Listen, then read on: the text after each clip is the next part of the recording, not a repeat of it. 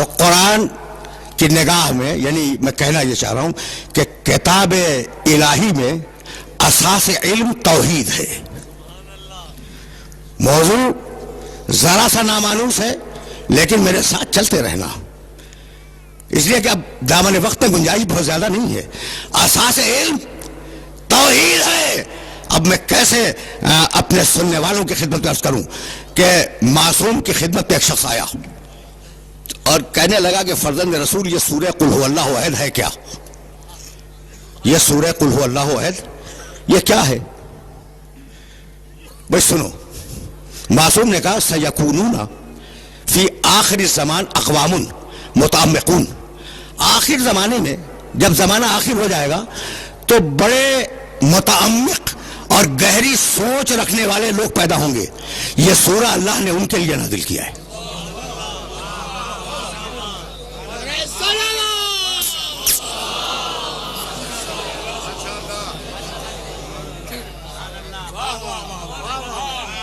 سیکونون فی آخر الزمان اقوام متعمقون، عمق میں جانے والے، گہرائی میں جانے والے جو لوگ ہوں گے آخر زمانے میں، اللہ نے یہ سورہ ان کے لیے نازل کیا. بھائی بہت توجہ رہے. جانتے ہو کہ اس سورے کا شان نزول کیا ہے؟ یہودی آئے اور یہودیوں نے آنے کے بعد رسول اللہ سے کہا کہ یا رسول اللہ آپ ذرا اپنے اللہ کا شجرہ نسب بیان کریں. سنو اور جملوں کو یاد رکھنا، اس لیے کہ یہ جملے کام آئیں گے. مقام توحید پر روک کر کچھ تمہیں ہدیہ کرنا چاہ رہا ہوں میں. یا رسول اللہ آپ اپنے اللہ کا شجرہ نسب بیان کریں. شجرہ نسب جانتے ہو نا؟ فلاں فلاں کا بیٹا ہے، اس کا باپ تھا، اس کا دادا تھا، اس کا پردادا تھا، اس کو کہتے ہیں شجرہ نسب. تو آپ اپنے اللہ کا شجرہ نسب بیان کریں. یہ یہودیوں کے ذہن میں اللہ کے شجرہ نسب کا تصور کہاں سے آیا؟ اس لیے کہ یہودی تو خود خدا پرست تھے. بہت تیزی سے گزر رہا ہوں اس لیے کہ وقت بہت زیادہ نہیں ہے. یہودی تو خود توحید پرست تھے. یہ ان کے ذہن میں شجرہ نسب کہاں سے آ گیا اللہ کا؟ تو اگر قدیم صنمیات کی کتابیں دیکھو، یہ صنمیات کا لفظ جو ہے نا، اس کا انگریزی ترجمہ ہے مائتھولوجی، یعنی کس قوم میں کون سے بت تھے، ان بتوں کا شجرہ کیا تھا، وہ کس دیوی کے پیٹ سے پیدا ہوئے، وہ کس دیوتا کے صلب سے نکلے. یعنی صنمیات ہندوستان کے ہوں یا صنمیات یونان کے، اس پر مستقل کتابیں پائی جاتی ہیں. ٹھیک ہے نا؟ تو مشرکین کے پاس دیوتاؤں کے شجرے تھے. سمجھ رہے ہو بات کو؟ بہت پڑھے لکھے لوگ میرے مخاطب ہیں. مشرکین کے پاس دیوی، یعنی تمہیں ملے گا کہ فلاں دیوتا فلاں دیوی کے پیٹ سے پیدا ہوا تھا، تو شجرے تو تھے نا. تو اب وہ جو پوچھنے آئے کہ آپ کے خدا کا شجرہ نسب کیا ہے، تو وہ اس سوال کرنے نہیں آئے تھے، نبض دیکھنے آئے تھے کہ یہ دین اسلام مشرکوں سے آیا ہے یا اللہ سے.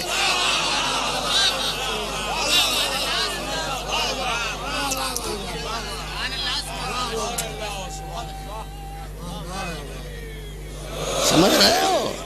وہ نبض ٹٹولنے آئے تھے کہ پوچھو یا رسول اللہ آپ کے اللہ کا شجر نسب کیا ہے. تو اگر انہوں نے شجر نسب بتا دیا تو یہ مشرکوں کی ایک نئی شکل ہوگی، اسلام شرک کی ایک نئی شکل ہوگی. اور اگر کچھ اور بتا دیا تو پھر ہم غور کریں گے.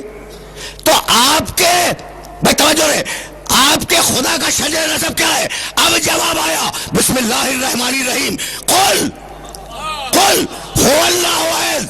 کہہ دو کہ وہ اللہ، وہ کون جس کے متعلق سوال کر رہے ہو؟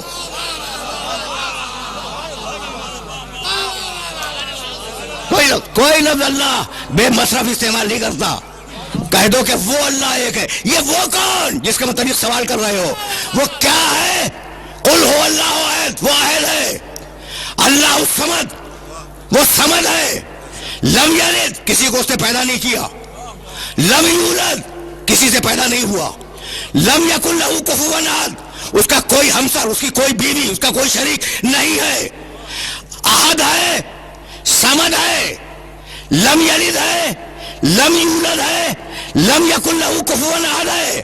سورہ توحید نے بتلا دیا کہ دو کا اقرار کرنا ہے، تین کا انکار کرنا ہے.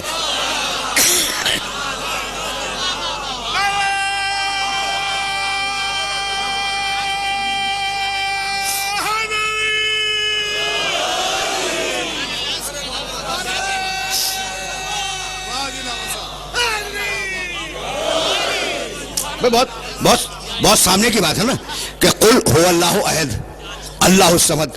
وہ احد ہے، وہ احد ہے، وہ صمد ہے. دو کا اقرار کرو.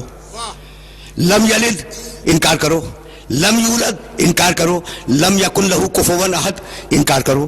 تو دو کا اقرار کرو اور تین صفتوں کا جو اس میں نہیں ہے ان کا انکار کر دو کہ یہ صفتیں اس میں نہیں پائی جاتی. لم یکن لہ کفوا احد، اس کا کوئی کفو نہیں ہے. کفو کے معنی کم از کم یہاں پر ہمسر کے ہیں، بیوی. کوئی بیوی نہیں ہے. جب بیوی نہیں ہے تو پھر اولاد بھی نہیں ہے. بھائی تصور خاندان کا پہلا تو یہیں سے پیدا ہوتا ہے کہ ایک باپ ہو، ایک بیٹا ہو، ایک اس کی ماں ہو.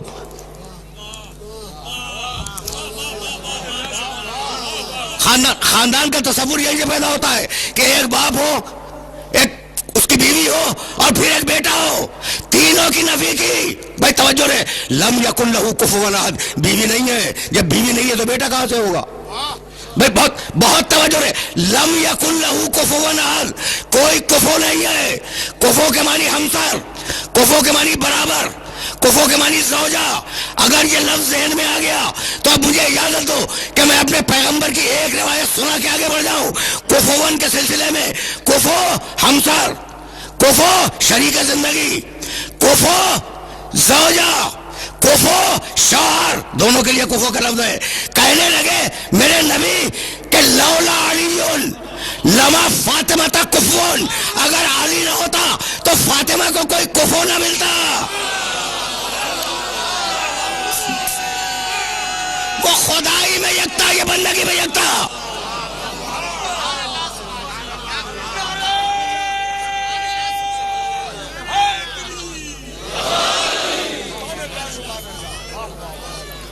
وہ خدائی میں یکتا ہے، یہ بندگی میں یکتا ہو جاتی اگر اسے کفر نہ ملتا. بھائی عجیب و غریب مرحلہ فکر ہے، اور اس مرحلہ فکر پر تمہیں روکوں گا نہیں. تو اب یہودیوں کو جواب مل گیا کہ اس خدا کا کوئی خاندان نہیں ہے، اس خدا کا کوئی رشتہ دار دنیا میں پایا نہیں جاتا. یہ خدا کسی کا بیٹا نہیں ہے، یہ خدا کسی کا باپ نہیں ہے، خدا ہے مجرد. تو اب کیسے پتا چلے کہ یہ خدا ہے کون؟ کہا کہ اب ہم اپنی نشانیاں دکھلائیں گے. دیکھو سلسلہ فکر مسلسل ہے، ہم اپنی نشانیاں دکھلائیں گے.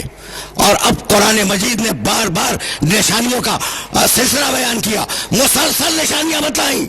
ہر سورے میں جو سورہ تیوان ہیں، جو لمبے لمبے سورے ہیں نا، اس میں مسلسل اپنی نشانیاں بتاتا چلا. کہنے لگا خلق الانعام لکم فیہا دفء ومنافع ومنھا تاکلون ولکم فیہا جمال حین تریحون وحین تسرحون وتحمل اثقالکم الی بلد لم تکونوا بالغیہ الا بشق الانفس ان ربکم لرؤوف رحیم والخیل والبغال والحمیر لترکبوها وزینۃ ویخلق ما لا تعلمون. تم ہماری نشانی ہو. سنتے جاؤ، اب میرے پاس وقت نہیں ہے کہ میں پوری تفصیل سے ترجمہ کروں. تم ہماری نشانی ہو، جن سواریوں میں چلتے ہو وہ ہماری نشانیاں ہیں. ہم نے تمہیں اونٹ دیا، نشانی ہے. گھوڑا دیا، نشانی ہے. خچر دیے، نشانی ہے. ہم نے سواری کے لیے گدھے دیے، یہ نشانی ہے. بھائی کہاں تک تمہیں نشانیاں گنواؤں؟ ينبت لكم به الزرع والزيتون والنخيل والعناب ومن كل الثمرات ان في ذلك لآية لقوم يذكرون. بھائی عجیب بات ہے، ہم نے تمہیں کھیتیاں دی، ہم نے تمہیں پھل دیے، ہم نے تمہیں پھول دیے.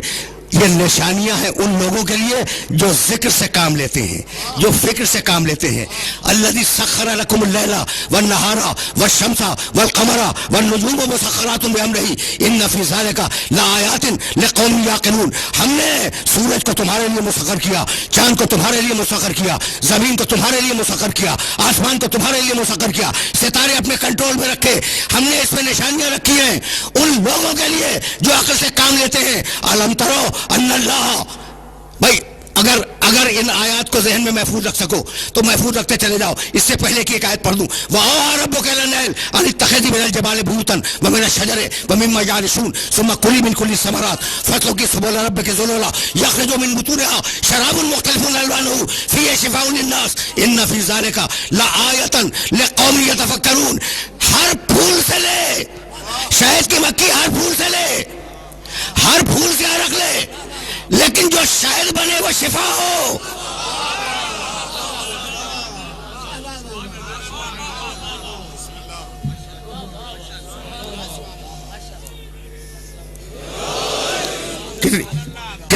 کتنی آیتیں بتلاؤں جہاں اللہ اپنے نشانیوں کی طرف انسانیت کو متوجہ کرتا ہے. ان فی ذالک لآیۃ لقوم یتفکرون. آیتیں ذہن میں محفوظ رکھتے جاؤ گے نا, اس لیے کہ یہ آیتیں تمہیں کبھی کام آ جائیں گی. الم یروا الی الطیر مسخرات فی جو السماء ما یمسکہن الا اللہ ان فی ذالک لآیات لقوم یؤمنون. تم نے یہ غور نہیں کیا کہ فضاؤں میں جو پرندے گھوم رہے ہیں, الم یروا الی الطیر, تم نے پرندوں کو نہیں دیکھا؟ مسخرات فی جو السماء, انہیں یہ رکے ہوئے ہیں آسمان کی فضا میں, یہ رکے ہوئے ہیں. طریقہ تو یہی ہے کہ زمین چیزوں کو کھینچ لیتی ہے. یہ تسبیح میں اب یہ اچھال دوں زمین اسے کھینچ لے گی اور زمین پہ گر پڑے گی. بھئی یہی تو ہے نا کہ زمین میں کشش ہے اور وہ کھینچ لیتی ہے. الم یروا الی الطیر, تم نے پرندوں کو نہیں دیکھا؟ مسخرات فی جو السماء, یہ رکے ہوئے کیسے ہیں فضاؤں میں؟ ما یمسکہن الا اللہ, انہیں کوئی نہیں روک سکتا سوائے اللہ کے. پہنچ رہے ہیں یہ میسج پہنچ رہے ہیں. ما یمسکہن الا اللہ ان فی ذالک لآیات لقوم یؤمنون. ہم نے ان پرندوں کے رکنے میں نشانی رکھی ہے صاحبان ایمان کے لیے. اب تک جو میں آیتیں پڑھ رہا تھا, نشانیاں ہیں صاحبان عقل کے لیے, نشانیاں ہیں صاحبان فکر کے لیے, نشانیاں ہیں صاحبان ذکر کے لیے, نشانیاں ان لوگوں کے لیے جو تدبر سے کام لیتے ہیں. یہ واحد مقام ہے جہاں کہتا ہے نشانیاں ہیں مومنین کے لیے. بھئی کیا نشانی ہے؟ کیا نشانی ہے؟ فضا میں رک جانے پر مومن کے لیے نشانی ہے. مومن کے لیے نشانی ہے کہ پرندے فضاؤں میں رک نہیں سکتے اگر اللہ انہیں نہ روکے. بھئی مومن کے لیے نشانی ہے کہ اگر مومن ہے تو اس کے ذہن میں فوراً خیال آئے گا کہ خیبر کے میدان میں میرا علی فضا میں کیسے رک گیا تھا.